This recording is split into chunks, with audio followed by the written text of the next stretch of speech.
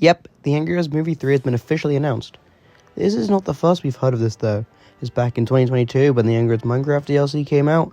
Microsoft mentioned something about a third movie coming later that summer. Later, that part of the blog post would be removed, and Sniper, one of the owners of the Angry Birds Network, asks Snex, the CEO of Rovio, about this in an interview with him he had a few weeks after the blog post scenario happened. Here is what was said. So what was up with the Angry Birds Movie 3 being mentioned in the Angry Birds Minecraft blog post by Mojang? Yeah, I heard about that. Yeah, no comment.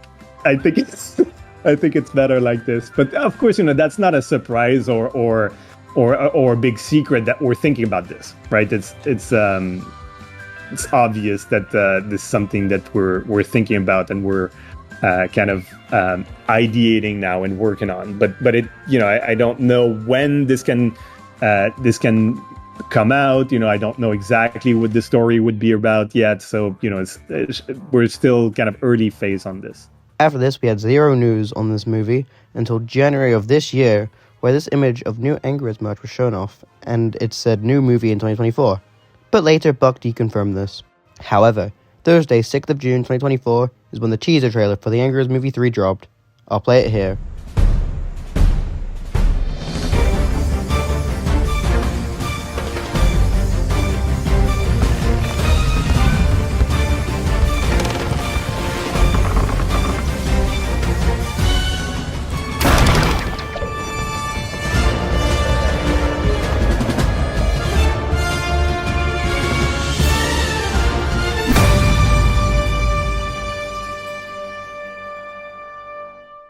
There isn't really much.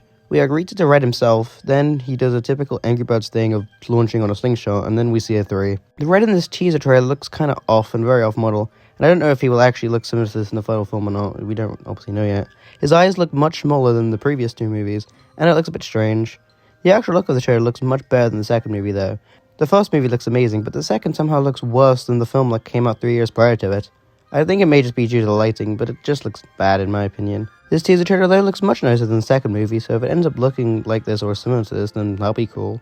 We were also given an article, and I'll go through all the basics and important stuff, so you don't have to, and just leave out all the boring shit that no one cares about. So it is confirmed that Jason Sudeikis and Josh Gad are returning as Red and Chuck respectively, which I think is nice as both actors suit the roles of their movie counterparts, at least to me.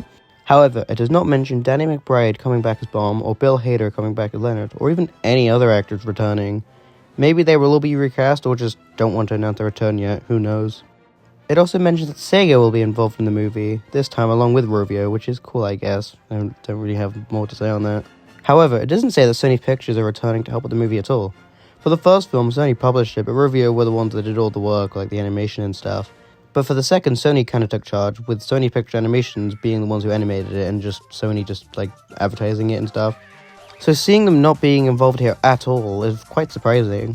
Instead, Prime Focus Studios seem to be helping out, which to be honest, I could barely find any info on them, so yeah. I typed in their name into Google, and all I could find was Angry Birds 3, so this seems to be one of the first movies they've made, I guess, but fair enough. However, DNEG Animation are helping with the animation, which is a very good thing if they help provide the animation for films such as the Garfield movie and Nimona, which are two fantastic looking films in my opinion. So that is good.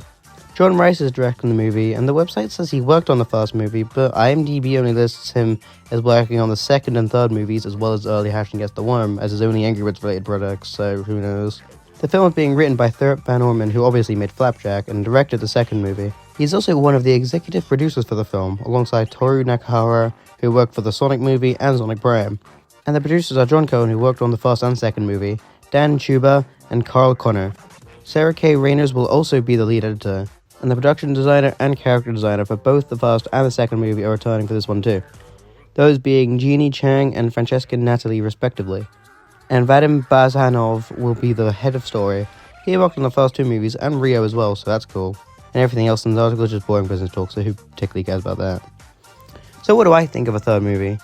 Well, I mean, it isn't the worst idea in the world if they come up with the right story that actually needs to be told and not just slop like the second Angry Birds movie. Like if it was a space adaptation or a story of Red meeting his birth parents, which would neatly tie in with the first movie, or even just something cool that's inspired by the games like an epic movie, then yeah, that would be amazing. However, the second movie was very much not inspired by the games and did its own thing, which worked for the critics but not the fans. And recently, Rovio have not been too kind to their fans, so it's probably rather just target the critics than us.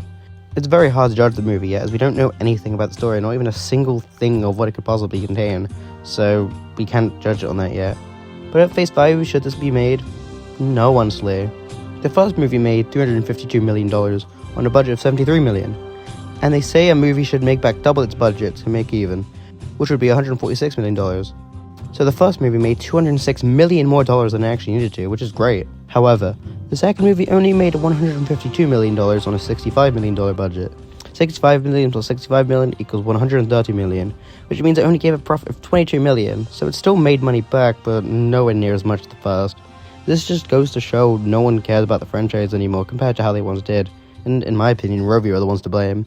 I could go on and on, but to cut it short, they are so anti-consumer with their business practices, with insane microtransactions that would make EA blush, and remove all their legacy titles because people favorite them over the slop they produce now, and make their mascot character do smash or pass on their official TikTok and retweet stuff like this on their official Twitter.